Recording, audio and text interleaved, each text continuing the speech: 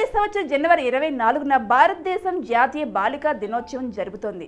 మన సమాజంలో బాలికలు ఎదుర్కొంటున్న సమస్యల్ని పరిష్కరిస్తూ బాలురు బాలికల మధ్య అసమానతలను దూరం చేసేలా ప్రజల్లో అవగాహన కలిగించేందుకు జరుగుతున్నదే ఈ ప్రత్యేక దినోత్సవం.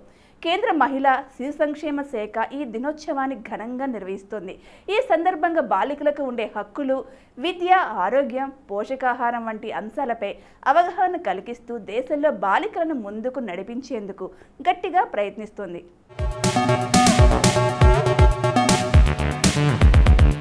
జాతీయ బాలికా దినోత్సవం సందర్భంగా దేశవ్యాప్తంగా ప్రత్యేక కార్యక్రమాలు నిర్వహిస్తున్నారు.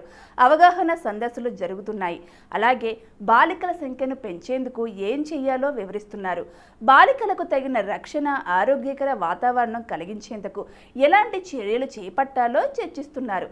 కేంద్రంలోని ప్రధాని నరేంద్ర మోదీ సారథ్యంలోని ప్రభుత్వం బేటీ బచావో బేటీ పడావో అంటే బాలికలను కాపాడండి, బాలికలను చదివించండి అనే పథకంతో దేశవ్యాప్తంగా బాలికల రక్షణ, చదువు దిశగా ప్రయత్నిస్తుంది. బాలికల సంక్షేమం కోసం జరుగుతున్న కార్యక్రమాలను మరింత ముందుకు తీసుకెళ్తుంది.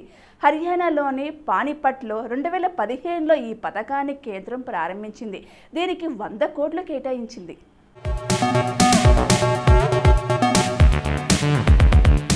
బాలికల ముఖంపై చిరునవ్వు, దైవం ఉందని చెప్పే చిరు సంతకం. అమిత్ రే, మీరు ఏదైనా చెప్పాలనుకుంటే అబ్బాయిని కోరండి, మీరు ఏదైనా చెయ్యాలనుకుంటే అమ్మాయిని కోరండి. మార్గరెట్ థాచర్, మనల్లో సగం మంది వెనకే ఉంటే సంపూర్ణ విజయం సాధించలే. ప్రపంచవ్యాప్తంగా సోదరీమణులు ధైర్యంగా ముందుకొచ్చేలా మనం చెయ్యాలి. వారంతటా వారు శక్తిని సంపాదించుకునేలా చేయాలి. తమ శక్తి సామర్థ్యాలను వారు తెలుసుకునేలా చేయాలి. మలాలా యూసఫ్జాయ్, బాలుడి కంటే బాలిక చాలా ముందుకు వెళ్తుంది. ఎందుకంటే బాలికకు దూకుడు ఎక్కువ, చాలా ఎక్కువ. విక్టర్ మనన్ నంబాలా, ఆమె చిన్నగా ఉన్నా ఆమె భయంకరమైనది. విలియం షేక్స్పియర్, బాలికలు చదివినప్పుడు వారి దేశాలు మరింత శక్తివంతం అవుతాయి, మరింత అభివృద్ధి సాధిస్తాయి. Mitchell Obama.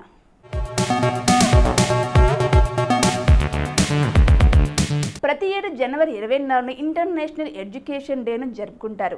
ఈ ఏడాది న్యూయార్క్లోని ఐక్యరాజ్య సమితి హెడ్ క్వార్టర్స్, దుబాయ్లోని ఎక్సో 2022, హార్వర్డ్ యూనివర్సిటీకి చెందిన graduate school of education global మిన్నెసోటాలో జరుగుతాయి. చేంజింగ్ కోర్సు, ట్రాన్స్ఫార్మింగ్ ఎడ్యుకేషన్ థీమ్తో 4వ వేడుకలు ఈ ఏడాది ఘనంగా జరగనున్నాయి.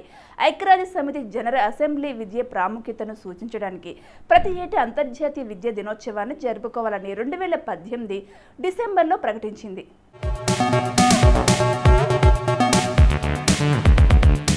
ఇక ఈ తీర్మానాన్ని 59 సభ్య దేశాలు రూపొందించాయి.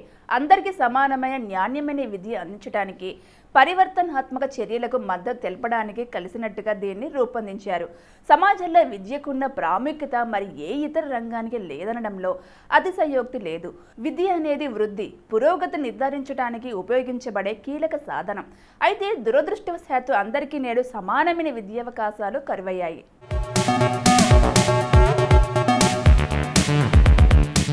దీనితోడు మహమ్మారి కోవిడ్-19 మరింతగా అంతరాలను సృష్టిస్తోంది.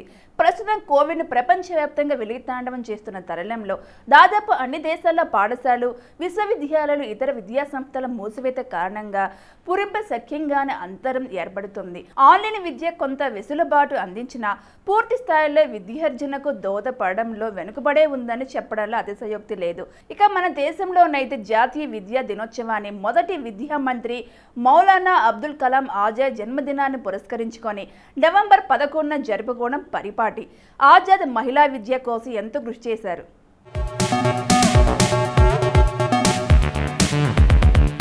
1857 కలకత్తా విశ్వవిద్యాలయం భారత ఉపఖండంలో మొట్టమొదటి ఆధునిక విశ్వవిద్యాలయం కలకత్తాలో స్థాపించబడింది.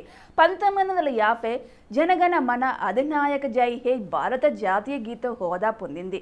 1966 ఎయిర్ ఇండియాకు చెందిన బోయింగ్ 707 విమానం ఆల్ప్ పర్వతాల్లోని మోంగ్లీ శిఖరం వద్ద కుప్పకూలింది. అందులో 117 మంది చనిపోయారు. 2003 భారతదేశం మరియు ఫ్రాన్స్ మధ్య నేరస్తుల అప్పగింత ఒప్పందం కుదిరింది.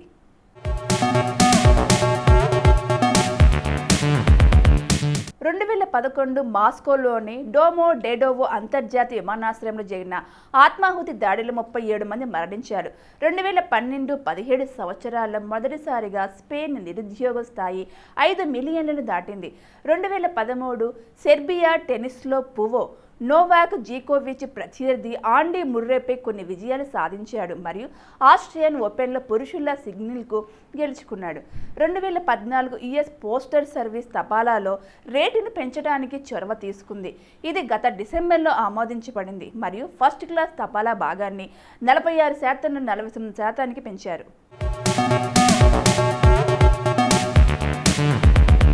ఫెడరిక్ II 1740 నుండి 1772 వరకు ప్రషియాలో రాజుగా ఉన్నాడు.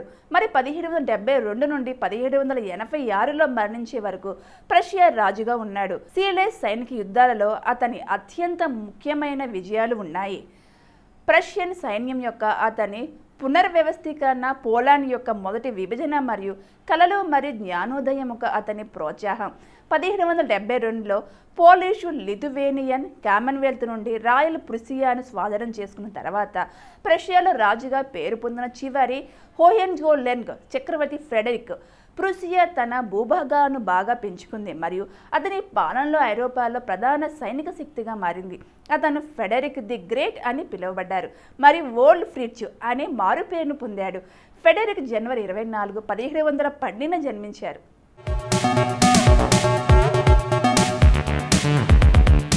నెల్లూరు కాంతారావు చలనచిత్ర నటుడు, వాస్తాడు, సినిమా నిర్మాత. అనేక సినిమాల్లో ప్రతినాయక పాత్ర పోషించాడు. టైగర్ ప్రొడక్షన్ అనే చిత్ర నిర్మాణ సంస్థను ఎస్హెచ్ హుసేన్ అనే వ్యక్తితో కలిసి స్థాపించి కొన్ని చిత్రాలను నిర్మించాడు. ఇతనికి నెల్లూరులో కనకమహల అనే సినిమా ప్రదర్శనశాల ఉండేది. ఇతను నెల్లూరులో 1931 జనవరి 24న జన్మించాడు. నెల్లూరు విఆర్ కాలేజీలో ఇంటర్మీడియట్ వరకు చదువుకున్నాడు. కాంతారావు 1948 నుండి 1956 వరకు ఆంధ్ర, ఉమ్మడి మద్రాసు రాష్ట్రాల వివిధ ప్రాంతాల్లో కుస్తీ పోటీల్లో పాల్గొంటూ ఎందరో వస్తాదులను ఓడించి అనేక బిరుదులు, బహుమతులు, ఛాంపియన్షిప్లు సంపాదించి ఆంధ్ర టైగర్ బిరుదును పొందాడు.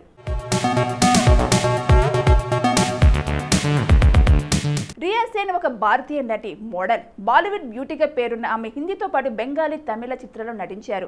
రియా సేన్ అసలు పేరు రియా దేవ్ శర్మ. ఆమె 1987 జనవరి 24న జన్మించింది. 1991లో విష్ కన్యా చిత్రాల్లో బాలనటిగా రియా సేన్ నటనా జీవితాన్ని ప్రారంభించింది. 2001లో ఎన్ చంద్ర దర్శకత్వంలో వచ్చిన హిందీ చిత్రం స్టైల్తో ఆమె మొదటి వాణిజ్య విజయం సాధించింది. రియా సేన్ 16 ఏళ్ల వయసులో 1998లో వచ్చిన ఫాల్గుని పాఠక్ మ్యూజిక్ వీడియో యాద్ బియాక అనే లగితో మంచి సక్సెస్ అందుకుంది. అప్పటి నుంచి ఆమె మ్యూజిక్ వీడియోలు, టెలివిజన్ వాణిజ్య ప్రకటనలు, ఫ్యాషన్ షోలతో బిజీ అయిపోయింది.